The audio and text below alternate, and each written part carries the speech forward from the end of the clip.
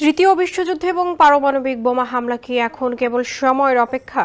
দিনকে দিন যেভাবে বিশ্বজুড়ে যুদ্ধ উত্তেজনা বাড়ছে, তাতে করে আবারও পারমাণবিক বোমা হামলার শঙ্কা তৈরি হয়েছে।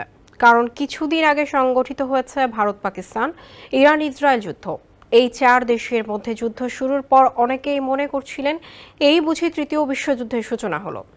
যদিও শেষ পর্যন্ত দেশগুলো যুদ্ধবিরতিতে চায়, তবে এখনও চলমান রয়েছে রাশিয়া ইউক্রেন যুদ্ধ।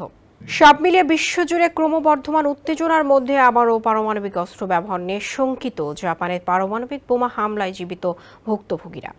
সম্প্রতি এক জরিপে উঠে এসেছে তথ্য। হিরোশিমা ও নাগাসাকিতে 1945 সালে মার্কিন পারমাণবিক হামলার 80 বছর পূর্তির প্রাক্কালে এই জরিপ করেছে কিউদো নিউজ এজেন্সি।